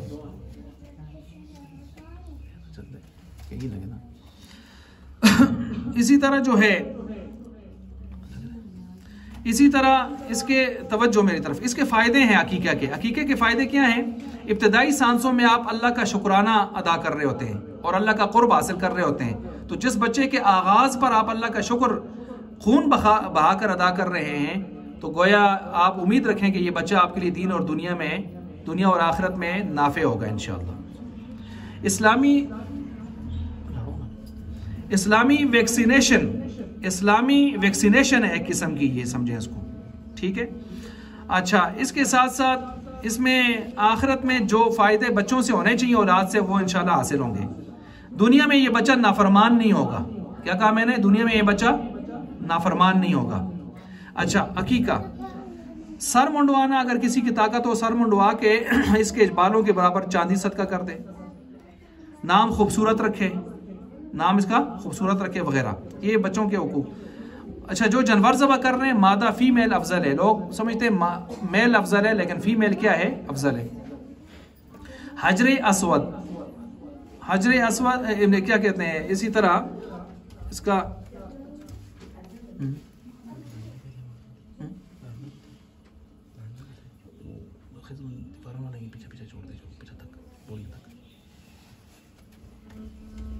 अच्छा भाई, बहरहाल ये चंद चीज़ें मैं आपके सामने अकीका के बारे से बयान कर रहा था। इसी तरह एक चीज़ है ना कि ज़बह करना, अकीका ज़बह के बगैर नहीं होता। अगर कोई कहे ना मैं अकीका नहीं करता, खून नहीं बहाता और मैं वैसे पैसे दे देता हूँ, तो ऐसी सूरत में उसका अकीका नहीं होगा। ठीक हो गया? खून बहाना ज़रूरी है। या कुर्बानी 3 दिनों के अंदर खून बहाना ज़रूरी है। 3 दिनों के अंदर आप अगर कहें मैं पैसे देती हूँ तो कुर्बानी अदा नहीं होगी। 3 दिनों के बाद फिर आप जानवर ज़बह नहीं करेंगे, बल्कि उसकी कीमत या जानवर दे देंगे जिंदा। ठीक है। बाकी जो चीज़ आपने नज़र मानी है, नज़र मान के आपने कहा मेरा फलां काम हुआ तो मैं जानवर ज़बह करके दूंगी, तो ज़बह का लफ्ज़ इस्तेमाल किया तो ज़बह करना पड़ेगा। ज़बह का लफ्ज़ इस्तेमाल नहीं किया, बस जानवर दूंगी, तो फिर ज़बह करना ज़रूरी नहीं है। बेहतर यह है कि आप जानवर न खरीदें, जानवर की कीमत मुस्तहिक लोगों को दे दें। ठीक हो गया। इसी तरह नज़र न्याज के हवाले से भी मैंने ये बात आपके साथ, और याद रखें नज़र जब आप मान लेते हैं ना, तो नज़र में जो जानवर वाजिब होता है उसकी शर्तें कुर्बानी वाली हैं। जिस तरह कुर्बानी वाले जानवर में शर्तें हैं, ऐसे नज़र वाले जानवर में भी उसी तरह की शर्तें होनी ज़रूरी हैं। आमतौर पर लोग नज़र तो मान लेते हैं जानवर की, लेकिन फिर बकरा ख़रीदने की बात आती है या बकरी, तो वो निकी माड़ी मोटी कोई जंदड़ी ढूंढ के चाह देना, तो ऐसा नहीं होगा, बल्कि शर्तें कुर्बानी वाली होंगी उसमें। ठीक हो गया। इस तरतीब से बाकी अगर किसी ने नज़र मानी है, तो नज़र के अंदर ये चीज़ देखी जाती है कि वो नज़र उसकी कोई मिसाल फ़र्ज़ वाजिब की मिलती हो, वो इबादत मकसूदा हो, वो गुनाह वाली नज़र ना हो, ये चीज़ें भी ज़रूरी हैं। ठीक है, तब जाके नज़र मुतय्यन होती है। हमारे यहाँ जैसे होता है जी मेरा फ़लाँ काम हो गया तो कुरान पढ़ाऊँगा, तो कुरान पढ़ाने की नज़र वाजिब नहीं होती भाई। मेरा फ़लाँ काम हो गया तो मस्जिद में 10 कुरान रखवाऊँगी, ये नज़र वाजिब नहीं होती, इसकी फ़र्ज़ वाजिब की मिसाल नहीं मिलती। ठीक हो गया। इसी तरह मेरा फ़लाँ काम हो गया ख़त्म ख्वाजगान पढ़ाऊँगी, ख़त्म ख्वाजगान इसकी फ़र्ज़ वाजिब की कोई मिसाल नहीं मिलती, ये वाजिब नहीं होती। इस तरह के लोगों ने और बहुत सारे काम, मसलन मेरा फ़लाँ काम हो गया तो सतंग रहा तो आटा छड़ मंगसा, तो ये सारी अपनी तरफ से फजूल किस्म की खुराफात हैं। जो लोग मेरा फ़लाँ काम हो गया तो 7 पीले लड्डू पका के ख्वालसा, हम भी बचपन में देखा करते थे ऐसी खुराफात, ये लड्डू वाला ज़माना सा भी देखे। ठीक है जी। तो कोई पता नहीं क्या बनाता, कोई बीबी की कहानी है, पता नहीं चंद बीबियों की, पता नहीं रेत वाली बीबियाँ, लड्डू वाले रेतू थे लड्डू थे, पता फलां, ये सारे खुराफात हैं भाई, लोगों ने निकाल दी हैं। इस तरह की चीज़ें नहीं हैं इस्लाम में। ये तो फिर आप हिंदुओं को देखें ना, हिंदुओं में आपको मैं बताऊं कि हिंदू नज़र मानते हैं कि मेरा फलां काम हो गया तो अल्लाह का कुर्ब हासिल करने के लिए मैं 20 मील 40 मील 100 मील पैदल तय करूंगा, और बाज नज़र मानते हैं क्रॉलिंग करके उक सिटी मारते मारते 20 मील पूरी कर दें रोड होता। मैं वैसे नहीं कह रहा, आप सोशल मीडिया पे देखें, ऐसी आपको बहुत सारी मिसालें मिलेंगी, वो कसीटियाँ कर करके बेचारे 20 मील छिकते जुल दिन पर। तो ये इस किस्म की खुराफात जो है वो लोग करते रहते हैं, ये चीज़ें नहीं है हमारे मज़हब में। अच्छा, इसके साथ साथ कसम का कफ़ारा, अगर किसी ने कसम खाई है, कसम 3 किस्म की होती है। तवज्जो, बात आखिरी कर रहा हूँ अब, चूँकि टाइम पूरा हो चुका है, बाद में आखिरी कर रहा हूँ जी। सवालात आखिर में करते हैं। कसम की बात सुन लें, फिर उसके बाद करते हैं। कसम 3 किस्म की है। एक कसम होती है यमीने लाओ, बेकार कसम। एक होती है यमीने गमूस, गोता देना, जहन्नम में अल्लाह ताला गोता देंगे इसको, इसने गुनाहों में अपने आप को गोता दी है। एक होती है यमीने मुनाकदा, मुस्तकबिल में इसने मुनाकद की है अपने काम के लिए। अच्छा, मसलन एक आदमी ने ये कहा है कि मैंने माजी में फलां काम नहीं किया, और इसके जहन में ये था नहीं किया, लेकिन असल में किया था, बाद में किसी ने याद दिला दी, या याद आ गया, तो ये आप गुनहगार नहीं है, क्योंकि इसने अपनी यादाश्त के मुताबिक बात ठीक की थी, इस पर कुछ भी नहीं है। दूसरी कसम यमीन गमूस, इसको याद है कि मैंने फलां काम किया और कहता है कसम उठा के नहीं किया, तो ऐसी सूरत में ये गुनहगार है और ये तौबा इस्तिग़फ़ार करे, बस इससे आगे कुछ नहीं है। तीसरा है कि मैं मुस्तकबिल में फलां काम करूँगा या नहीं करूँगा, कसम खा ली, तो ये जो मुनाकदा है अब इसको पूरी करनी होगी। अगर इसने पूरी नहीं की, इसने पूरी नहीं की तो इसके ऊपर कफ़ारा आएगा। कफ़ारा कितना है जी, तवज्जो रखें। कफ़ारा है 10 मिस्कीनों को 2 टाइम का खाना खिलाए। एक मिस्कीन को 1 टाइम का खाना कम से कम फिदिया फितराने के मुताबिक 300 रुपये है, तो 20 ज़रबे 20 करें, क्योंकि 2 टाइम करेंगे, 10 दिनों को 2 टाइम पर ले जाए, तो कितना बन गया 6000। कितना बन गया 6000 रुपये कसम का कफ़ारा है। और अगर इसको कपड़ों पर ले जाए तो 10 मिस्कीनों को कपड़े लेके देना चाहते हैं, तो एक मिस्कीन को अगर कपड़े लेके देता है तो 3000 रुपये कम से कम लगेंगे, तो ज़रबे 10 करे तो 30,000 रुपये बनता है कफ़ारा। लेकिन 30,000 की तरफ मेरे हाथ से नहीं जाएगा, 6000 पर रहेगा ये। और अगर ये दोनों काम नहीं कर सकता तो फिर इसके लिए 3 रोज़े हैं। कितने रोज़े हैं? 3 रोज़े रख ले, काम पूरा हो जाएगा। और आइंदा ऐसी कस्में ना उठाए, ठीक है। और नज़र मारने में भी एहतियात करे, खासकर मासियाँ बड़ी बेहतियाती करती हैं। ये अक्सर पूछते हैं लोग, निकी जी गल नो जनका को या कुछ कारोबार भी कसपा से मैं पूरा बकरा मन सटिया, वो बाद में मामला ठीक होया तो कराले को आती है बकरा में मने ना, वो एक बकरा तो कहना चाहते हैं आपको महीने 2 बाद फिर उस बकरा मने दोंदे, फिर कदे कदे मुझी कदे खुला दिमाग होता है, फिर वो गाँव मन सटती है। तो ऐसे नहीं करना चाहिए, ज़रा एहतियात करनी चाहिए। कुकुड़ शुकुड़ मन सटते करो, एक फार्मी मुर्गा कोई निकी मुकी माड़ी मोटी मनी मर्दा दे भी हैसियत का ख्याल करना चाहिए। अच्छा जी, ये अगर किसी ने ऐसी नज़र मानी है कि अब उसको अदा करने से कासिर हो गई है, मसलन बाज़ औरतें जोश में आके कहती हैं मड़ा पुत्र अल्लाह ठीक होया, या फलां कम होया, या बच्चा होया, औलाद होई, मैं हर महीने थोड़े ना दे 5 रोज़े रख सा। अब ये क्या ज़रूरत थी ऐसी नज़र मानने की? मंशूरी है। अब वो बच्चा हो गया, औलाद होगी, बच्चा ठीक हो गया, तो इस पर हर महीने क्या होंगे 5 रोज़े लाजिम। और साल खंड रहती रही तो साल 2 बाद मासी है और तो काम क्या हो गया, ओख हो गया। और पूछती है मुफ्ती साहब कोई राह निकल दे तो उसका जवाब ये है कि अगर ये वाकई रोज़े नहीं रख सकती, 5 रमज़ान के रोज़ों से भी गई, तो अब मौत तक जो है ये 5 रोज़ों का फिदिया हर महीने देती रहे। चलो ये एक मसला है। और अगर फिदिया भी नहीं दे सकती, बेचारी कमज़ोर है, तो इस्तिग़फ़ार करती रहे। लेकिन इस पर एक मसला और है हदीस की रूह से, वो ये है कि फिर एक मरतबा अपनी हार मान ले, ए अल्लाह नहीं रख सकती, मैं हार मन छुड़ी, और कसम का कफ़ारा दे दे। कसम का कफ़ारा क्या अभी मैंने बताया आपको, तो इंशाअल्लाह बरी ज़िम्मा हो जाएगी। क्या हो जाएगी? और आइंदा नज़र सोच समझ के मने, क्योंकि लेता मन सट सी आपत मनी तम फसुल सी। तो बहरहाल ये मैंने अकीका, नज़र मन्नत, कसम, कफ़ारा और ज़कात और एतिकाफ़ से मुताल्लिक़ कुछ अहम मसाइल, फ़ज़ाइल, हिदायत, तारुफ़ चीज़ें आपके सामने रख दी हैं। और तकरीबन 2 घंटे की नशिस्त ग़ालिबन पूरी हो चुकी है। अब इसके बाद अपने सवालात जवाब जो भी हैं वो दें, सवालात दें, इंशाल्लाह उनके जवाब दिए जा रहे हैं, फिर उसके बाद दुआ करते हैं इंशाल्लाह। जी वालेकुम सलाम।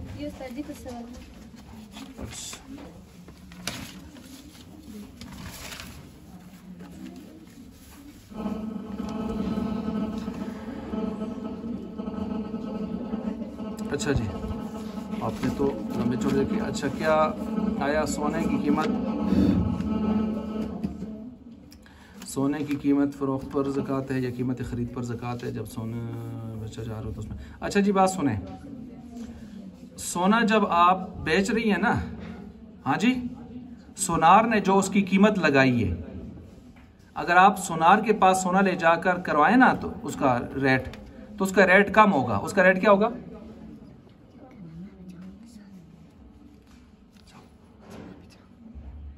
आगे बैठना है फिर। ये बात समझ आ रही है आपको? ये अगर आपने अपने तौर पर ज़कात निकाली, मसलन 4 तोले सोना है आपके पास, तो आज के लिहाज से फ़र्ज़ किया 2,30,000 रुपये उसकी बनती है ना, फ़र्ज़ किया। तो आप 4 तोले है तो उसको उस हिसाब से ज़र कर ले और उसकी ज़कात निकालें तक़सीम 40 करके, ठीक है? यानी 2,40,000 ज़रबे 4 तक़सीम 40। समझ गए बात को? ये इस तरतीब है। लेकिन अगर आपने सुनार के पास उसको ले गए, बेहतर तरतीब ये है कि आप सुनार के पास लेके जाएं, आपकी ज़कात कम बनेगी। सुनार के पास लेके जाएंगी तो 4 तोले की कीमत जब वो लगाएगा तो वो उसमें से काट छांट करके अपने मर्जी के मुताबिक जो करेगा तो वो बनाएगा कोई 3-3.25 तोले। कितने बनाएगा? 3-3.25 तोले। तो 3-3.25 तोले की ज़कात कम हो जाएगी। फिर समझ आ गई है? तो इस वक्त जो 3-3.25 तोले के हिसाब से आपसे वो जेवर ले रहा है ना, इस कीमत पर ज़कात आएगी। उम्मीद है समझ गई होंगी। अच्छा, औरत के उखड़े हुए बालों का बेचना कैसा है? जी, इस पर तो खैर मेरे ये जो आप सवालात पूछ रही हैं सब पर मेरे क्लिप्स बने हुए हैं यूट्यूब पर। इसके बारे में सुने, तवज्जो जी। और इंसानों के नाखन हों, बाल हों, कोई भी चीज़ हो जिस्म से मुताल्लिक, उसका बेचना खरीदना क़त्अन नाजायज़, हराम, गुनाह कबीरा है, ठीक है? और ये आज याद रखें, ये जो डेरे के ऊपर चुनने वाले चुनते हैं ना, तो बालों को ख़ास तौर पर ये चुनते हैं। शापरों में डाल के जो आप डेर पर फेंक देती हैं, तो ये शापर सारे के सारे जाते हैं। ये मैं आपको रेट भी बता दूं, 12,000 रुपये किलो बिकते हैं। कितने? 12,000 रुपये किलो बिकते हैं। और इससे जो बाल तैयार होते हैं वो दुनिया के सबसे महंगे बाल तैयार होते हैं। वरना लोग शेर के बाल या क्या कहते हैं उसको, घोड़े के बाल या रेशम से बने हुए बाल, लेकिन इंसानों के बाल ज़्यादा महंगे बिकते हैं।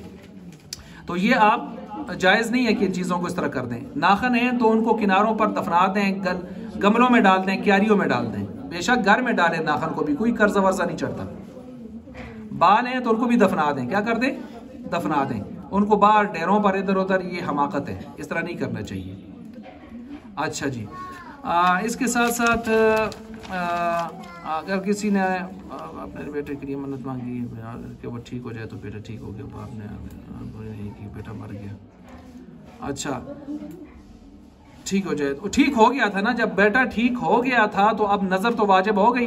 अब बाद में मरना तो है ना, कि सारी जिंदगी के लिए तो कोई नहीं ठोक के आया था ना, तो बाद में मर गया तो सो मर गया, लेकिन उस बीमारी से तो वो ठीक हुआ जिस बीमारी के बारे में नज़र मानी थी, तो लिहाजा नज़र वाजिब हो जाएगी, ठीक है।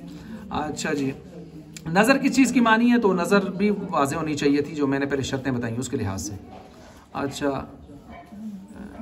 बेटा मर गया तो अगर कोई औरत एतिकाफ से बैठी है दूसरे के पढ़ सकते हैं।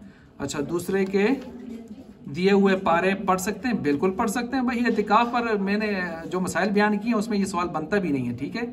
मतलब एतिकाफ पर आप कोई भी अच्छा अमल कर सकती हैं, चाहे वो अपने लिए करें या किसी और के लिए करें। अच्छा, 10 मरले प्लाट का हो तो तकरीबन मतलब उसकी मालियत हो तो उस पर कितनी। अच्छा जी, प्लाट के बारे में उसूल याद रखें, मैंने बताया गाड़ी के जो 3 किस्म की गाड़ियाँ बताई थी ना, वो प्लाट भी आप 3 किस्म के शुमार कर लें। ज़ाती प्लाट, जिस तरह हमारा मकान है, मकान पर ज़कात नहीं है जो आपके इस्तेमाल में है। अच्छा, वो ज़मीन प्लाट के जो आपने बेचने के लिए नहीं लिया, उस पर भी ज़कात नहीं है। अच्छा, ठीक है। तो वगरना उसके ऊपर जो है, अगर आपने बेचने के लिए प्लाट लिया है और बेचने की नीयत अभी तक आपकी कायम है, साल पूरा हो गया है, तो ऐसी सूरत में अगर ये करोड़ का है तो जाहिर बात है तकसीम 40 कर दें, तकसीम 40 कर दें, उस पर ज़कात निकल आएगी।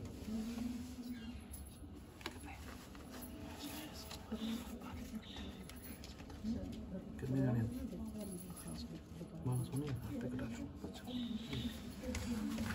अच्छा भाई तवज्जो मेरी तरफ। मंजिल वाला कुरान पाक पढ़ना ठीक है, जिसमें हर रोज़ कुरान पाक की एक मंजिल पढ़े 7 दिनों में, ठीक है ना। मंजिल वाला कुरान तो है ही, 7 मंजिलों पर है ना। तो अगर आपकी इतनी हिम्मत है कि रोज़ाना मंजिल पढ़ के आप कुरान को मुकम्मल कर सकती हैं तो ये तो बहुत अच्छी तरतीब है। अल्लाह हिम्मत दे सबको। किसी को कुरान पढ़ना नहीं आता तो बिस्मिल्लाह पढ़े तो पढ़ सकते हैं कि नहीं। अच्छा देखें ये वो है ना कि कुरान पढ़ना नहीं आता तो बिस्मिल्लाह ऊपर उंगली लगा के पढ़ती रहे, ये तो उसके लिए है ना जिसको जब तक नहीं आता। लेकिन जिस तरह दुनिया का काम ना आता हो तो देखें किसी बच्ची को जब ब्याह के देते हैं रोटी पकाना सिखाते नहीं सिखाते? हाँ जी, वो है मैं तो न पुकानिया, मैं तो आटा न गुन्निया।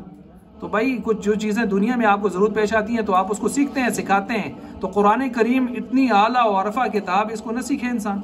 तो जब तक नहीं आता तो ठीक है, चूमे उठाए पढ़े, पढ़ने की कोशिश करे, बस हिम्मत करे, ठीक है। अच्छा कमेटी पर ज़कात आती है कि नहीं? अच्छा भाई कमेटी पर ये सवाल देखें, मैंने कहा ना ज़कात के बहुत सारे मसाइल अभी रहते हैं। कमेटी का आपने पूछ लिया, चले मैं बता देता हूँ। देखें कमेटी आप जो डालते हैं ना, जो पैसे आपने दिए हैं कमेटी में, मसलन आपने कमेटी डाली है, तवज्जो मेरी तरफ, वो कमेटी है 20 महीनों की और आपने 20 महीनों में जाके 2 लाख रुपए पूरा करना है और अभी तक आपने जो जमा की हैं किस्तें वो हो गई हैं तकरीबन 1 लाख, तो आप पर 1 लाख की ज़कात आएगी। 1 लाख की ज़कात अगरचे वो किधर है, वो मासी के पास है, कमेटी वाली मासी को रुपये दी, लेकिन पैसे किसके हैं? लाख रुपए आपके हैं। और अगर आपने कमेटी एडवांस ले ली, अपने नंबर निकलाया था, कुरा निकलाया था, तो ऐसी सूरत में 2 लाख आपने एडवांस ले लिए हैं और अभी रहती हैं 10 कमेटियां 20 में से, तो अब क्या होगा? आपने लेके खा ली हैं, लगा ली हैं, अब आप 1 लाख की मकरूज हैं। अब आप 1 लाख की, अपना लाख तो गया, ऊपर से 1 लाख की मकरूज हैं। अब आप अपना दीगर निसाब चेक करना चाहती हैं तो 1 लाख कर्जा निकाल के चेक करें। समझ आ रही है बात? अपने ख़ानदान के गरीब माँ बाप भी के जिंदा हैं, 5 बहनें भी, तो शादी के लिए ज़कात देना जायज़ है। अच्छा जी, शादी का मतलब ये है शादी के अखराजात और जहेज़ के लिए ज़कात आप देना, जो मुस्तहिक है ना आप उसको दे दें। तवज्जो मेरी तरफ देखें, बसा औक़ात ऐसे होता है कि माँ बाप मुस्तहिक नहीं होते किसी बच्ची के, माँ बाप के पास अपना जेवर शेवर होता है लेकिन उनके दीगर बहुत सारे मसाइल होते हैं। अब बच्ची जवान है, बच्ची का अपना कोई 1,30,000 का 1,40,000 का असासा नहीं है, तो आप बच्ची को ज़कात दे सकते हैं। अच्छा यहाँ मसला सुन लें भाई, बालिग बच्ची, क्या बालिग बच्ची, बालिग बच्चा, उसका अपना हिसाब होता है, लिहाजा उसके माँ बाप करोड़पति अरबपति भी हों तो बालिग औलाद अगर साहिब निसाब नहीं है तो उनको ज़कात दी जा सकती है। बल्कि एक और बात बताऊं, बसा औकात ऐसे भी होता है कि 4 बेटे हैं, चारों 2-2 लाख रुपए तनख्वाह लेते हैं, लेकिन उनका वालिद इतना सख्त है कि हर महीने के आखिर में उनसे अकाउंट से पैसे निकलवा लेता है और अपने अकाउंट में डाल देता है। बाज़ जगहों पर वालिद सख्त होते हैं ना, वालिदैन, वो 1 रुपया नहीं टिकने देते ना, तू करा लिख देसी सारी। आई बात समझ? तो ऐसी सूरत में ये आदमी भी मुस्तहिक ज़कात हो जाता है 2 लाख की तनख्वाह लेके भी। क्यों? इस बेचारे के पास तो पैसा टिकता ही नहीं, पैसे ही कोई और ले लेता है इससे। तो ये चीज़ें भी इस लिहाज से होती हैं, समझिए बात को। अच्छा यहाँ पर एक चीज़ मुझे दरमियान में आई, ये जो बालिग नाबालिग की मैंने बात की, ये जो हमारे यहाँ नाबालिग बच्चे होते हैं ना, हाँ जी, ये मसला भी सुन लें, ये घर में हर घर में पेश आता है। इन बच्चों को जो तोहफे ताइफ मिलते हैं तो उनका क्या हुक्म है? ठीक है, बच्चों के इस्तेमाल की जो चीज़ें हैं अगर वो किसी ने उनको दी हैं, जो बच्चे इस्तेमाल करते हैं, मसलन खिलौने नाल माँ पे तो नहीं खेट देना, कौन खेट दे? बच्चे खेट दे। तो इन जिन बच्चों को दिए हैं ये उनकी मिल्कियत है, माँ बाप इन खिलौनों में तसर्रुफ कर सकते आओ ना, ये खिलौना बड़ा कीमती है, ऐसी बेचता है, इसको नहीं बेच सकते। ये खिलौना जो है वो कहें इससे हम दाएं बाएं कर देते हैं, या एक बच्चे को दिया है किसी ने ला के तोहफे के तौर पर और आप कहें जी इससे दुआ पर आया, ऐसी चाह को उसको देने, तो आप नहीं दे सकते। जिस बच्चे को जो खिलौना मिला है वो बच्चा उसका मालिक हो गया है, उस पर ना दूसरा भाई कब्जा कर सकता है ना उसके माँ बाप। समझ गए बात को? ये उसका हक है।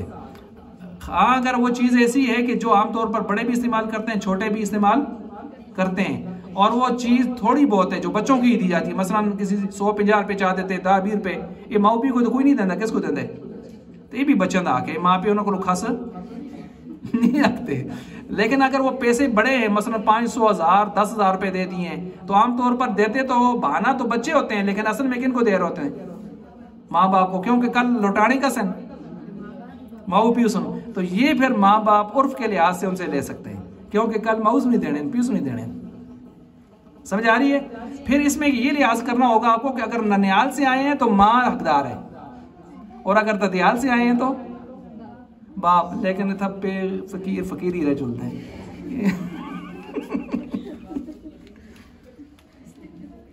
अच्छा, वो देखते ही रह चलते आज देना टाइम तो उसको आते दो ना पैसे पर। अच्छा वालिदैन इसी तरह जो है, ये मैंने बता दिया आपको, ये मैं बच्चों के मसाइल को समझ गया ना, तोहफे तहाफ़ी के।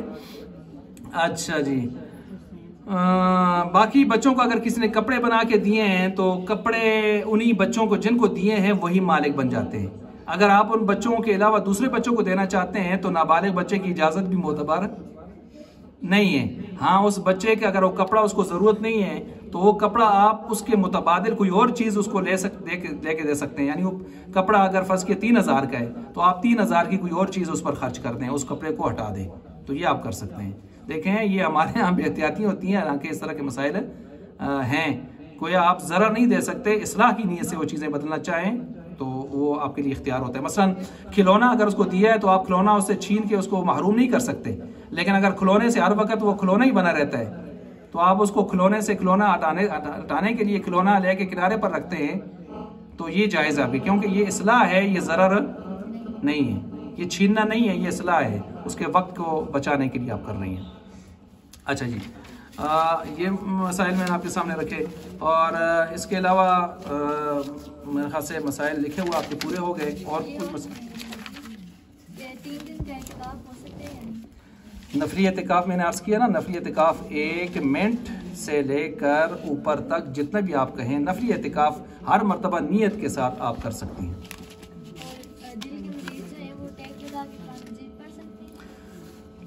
कुरान मजीद का असल तरतीब तो ये होती है कि आप हशाश बशाश होके और ताज़ा दम होके किबला रुख होके पढ़ें तो ये ज़्यादा नूर और सुरूर का बायस है। लेकिन अगर आप थक गए हैं तो थोड़ी टेक लगा के सहारा लेके बैठ के पढ़ते हैं तो कोई हरज की बात नहीं है। किबला की तरफ हो या ना हो, इसमें कोई हरज नहीं है। और एक घर में अगर 3-4 बच्चे हैं तो वो अपने बाल एक जगह रख सकते हैं? बिल्कुल रख सकती हैं, लेकिन फिर बाद में वो मैंने जैसे तरतीब बताई कि उनको दफना दें किसी मुनासिब जगह पर, उनको गुम कर दें, ढेर पर न फेंकें। बस जी, और कोई मसला?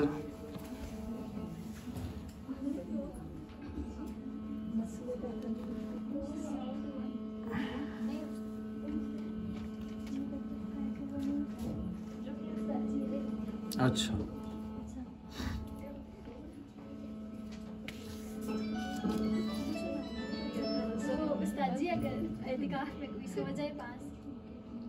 अच्छा, इतिकाफ़ में पास कोई सो जाए तो बिल्कुल सो जाए, लेकिन मैंने ये कहा कि उसका उठना बैठना सोना ऐसा ना हो कि जो आपकी खलवत को जलवत बना दे। आपकी खलवत को मसलन हर वेले जंद को थान के डस्कार चढ़ दिए और इतना गपी जड़ा गपी मासी है कि हर वक्त आन को तो गपम कुट कुट रखती था, तो आपका खलवत यकसुई ख़राब ना करे। वो बस वैसे आके बैठे, ज़रूरत की जो बात है दीन दुनिया की करे। अगर उसको नींद आ गई है तो किनारे तो के सह भी जुटता है, कोई मसला कर नहीं, किनारे तो के आई बात समझ, तो वो भी कोई मसला नहीं है। और जी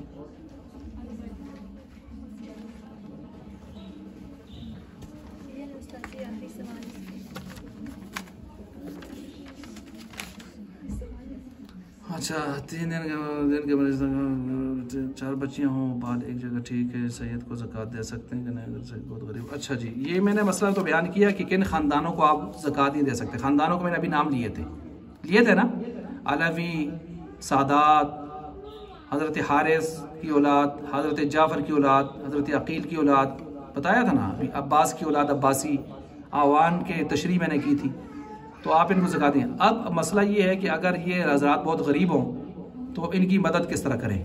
हाँ जी, तो एक जवाब यहाँ पर उलमा ने बड़ा सख्त भी दिया है। वो ये दिया है कि नबी से मोहब्बत के दावे करते हुए हम माल का मैल जो हुजूर ने रोका है वही हुजूर की औलाद को देना चाहें, मोहब्बत किधर की है। तो फिर हमें चाहिए कि हम अपने दीगर माल में से उनकी मदद करें। क्या करें? उनकी मदद करें। एक जवाब। दूसरा जवाब, तवज्जो, दूसरा जवाब है हीला तमलीक करें। हीला तमलीक, हीला तमलीक क्या चीज होती है, जरा समझें इस बात को।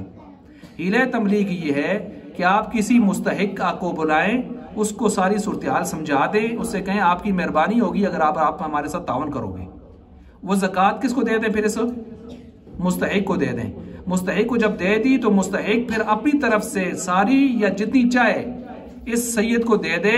अब ये सैयद के लिए हलाल है। भाई मैंने हीला तबलीग समझाया, आपको समझ आया? मालिक कौन बनेगा? मुस्तहिक, गरीब फकीर कोई आदमी। वो फिर अपनी तरफ से इसको गिफ्ट देगा। क्या देगा? गिफ्ट। इसकी मैं मिसाल देता हूं। आप अलैहिस्सलाम घर तशरीफ लाए, आपने पूछा अपनी बीवी से खाने के लिए कुछ है? उन्होंने अर्ज किया या रसूलल्लाह गोश्त आया है लेकिन सदके का है। क्या कहा?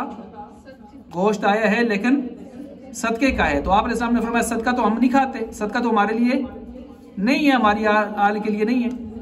तो फिर एक बात तो ये, फिर से साथ आप अलैहिस्सलाम ने जो यहाँ पर ये बात है, आपने फरमाया लकी सदकातुन वलना हदीयतुन, लकी सदकातुन वलना हदीयतुन। जब आपके दिया था आपके लिए क्या था? सदका था। जब आप मालिक बनकर जो मुझे खिला रही हैं तो आपकी तरफ से मेरे लिए क्या है? गिफ्ट है। क्या है भाई? गिफ्ट है। तो लिहाजा हैसियत, मालिक की हैसियत बदलने से हुक्म बदल जाता है। हुक्म क्या हो जाता है? बदल जाता है। समझ गए बात को? तमलीक का लफ्ज मैंने इस्तेमाल किया है। यहाँ दो चीजें हैं, एक तमलीक, एक तमल्लुक। तमलीक ये होता है कि दूसरे को पक्का पक्का मालिक बना दें, वो जो चाहे करे।